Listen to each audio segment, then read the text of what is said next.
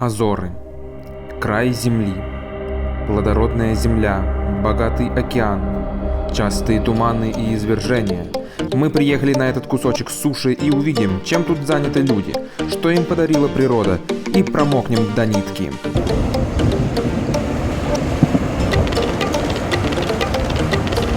В прошлом выпуске мы прогулялись по двум главным вулканам острова Сан-Мигел.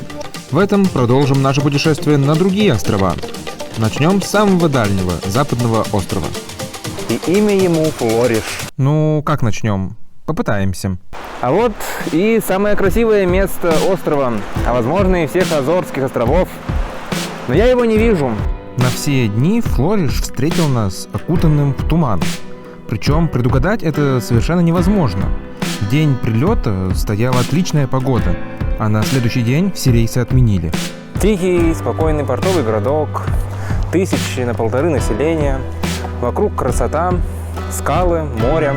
И ничего не видно. Почти. Как мы себе представляем край света?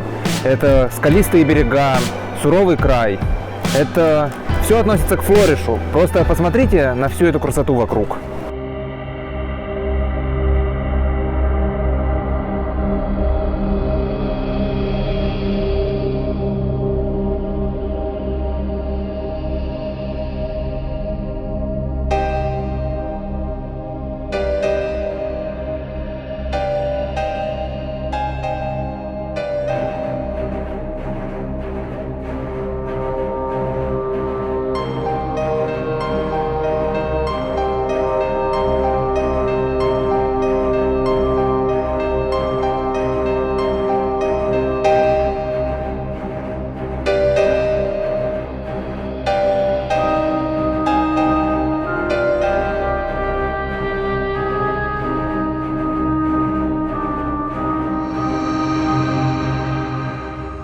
Виды острова, конечно, прекрасны.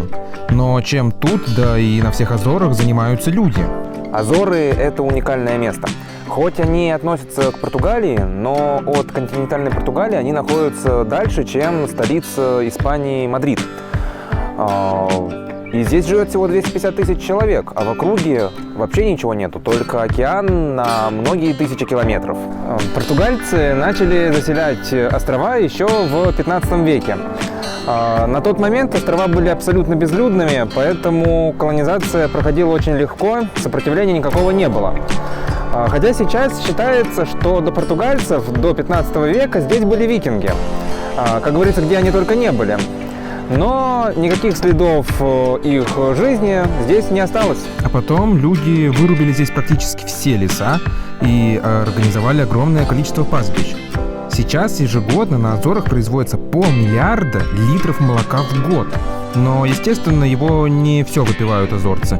Что-то они и экспортируют.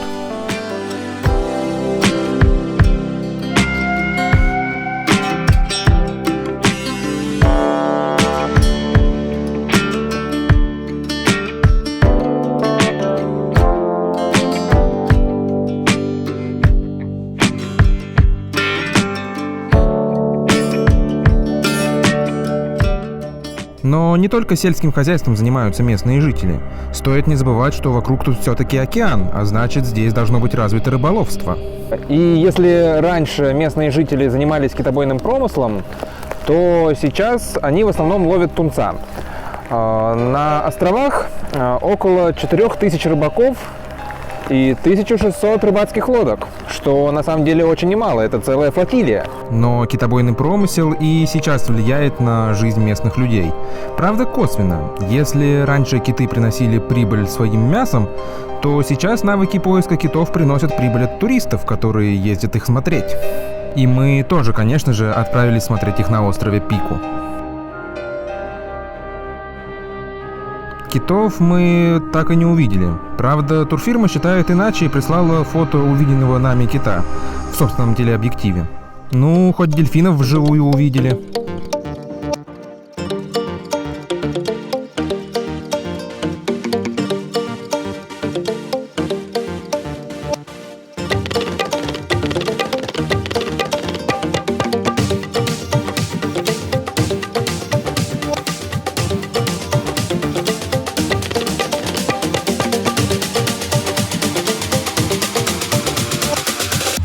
Хотя кита мы тоже увидели, если быть честным. Берите детей от экранов, потому что островитяне решили очень оригинально сделать памятник перед музеем китобоев.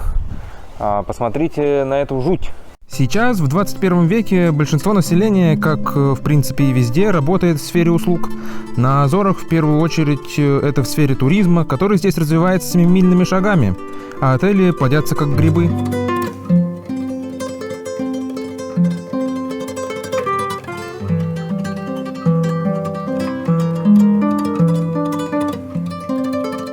Но что мы только о хороших видах, милых коровах и безоблачной жизни. Мы летим на остров Фаял, к месту последнего извержения. Этому острову не везло с извержениями. Последнее грандиозное извержение подводного вулкана Капельинос в 1957 году сильно нарушило мирную жизнь острова. Оно увеличило площадь острова и заставило эмигрировать в США 4000 человек. Для такого маленького острова это была катастрофа, которой даже решили посвятить музей. Его, кстати, заботливо вырыли под землей, чтобы он не закрывал собой виды на заброшенные вследствие извержения маяк и впечатляющие виды.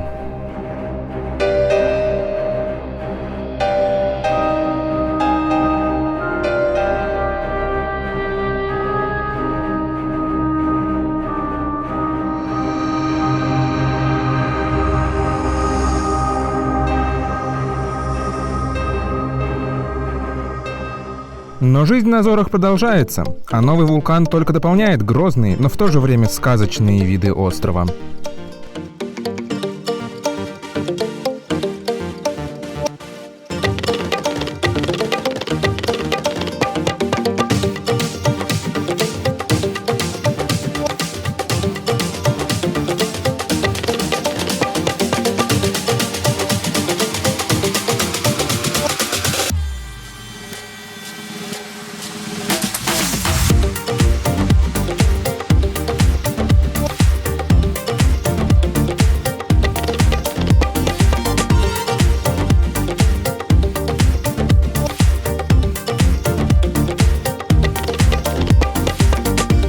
Мне абсолютно не везет с погодой. Все 12 дней здесь какой-то сплошной дождь, туман, ветер.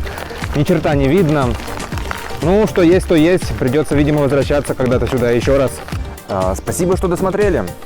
Если понравилось, ставьте лайки, подписывайтесь. Это поможет снимать дальше. Скоро новые выпуски. Пока.